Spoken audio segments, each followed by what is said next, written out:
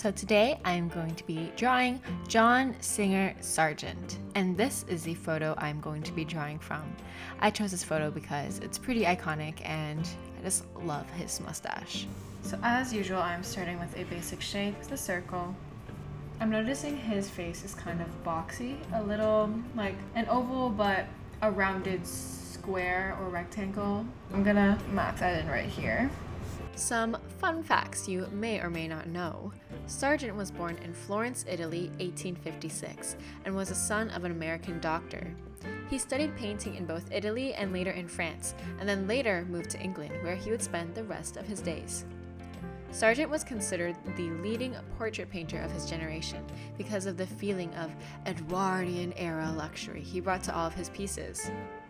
Not only was he considered the most successful portrait painter of his era, but he was also a very skilled watercolorist and landscape painter. Since I still want to capture the artist's essence, I still kind of follow it a little realistically. The only thing I really change is make their eyes larger and kind of remove some details. And now that I'm done my rough sketch, I'm going to be inking in with my marker. With my line art complete, I'm going to be erasing my original rough sketch. And now I'm going to be coloring in my image.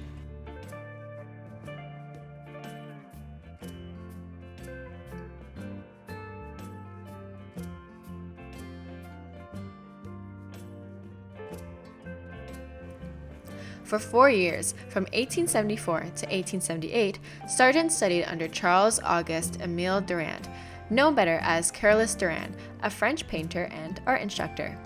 His influence was pivotal because he was taught a much more progressive way of painting called Alla prima, also known as wet on wet,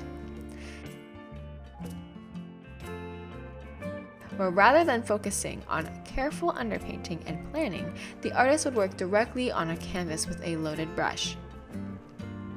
The portrait of Carolus Duran that he painted later in 1879 would set the stage for his later works, and was used as both a tribute to his teacher and an ad for portrait commissions at the Paris Salon.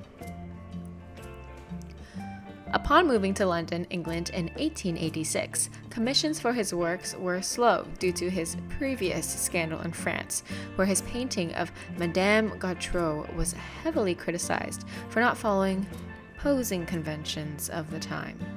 Thus, Sargent instead decided to focus on some Impressionist projects, inspired by his multiple visits to Claude Monet in 1885 and 1886. One thing many critics noted was how well Sargent was able to capture the personality of all his painted subjects.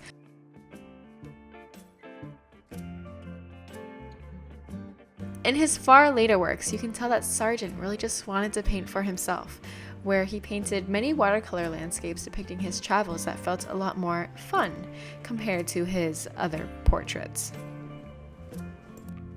And here's the final piece. Thanks for watching, and if you enjoyed this video, please give it a like. If you like it a lot, please share it with a fellow art nerd, and if you love receiving quality and free arts education, subscribe.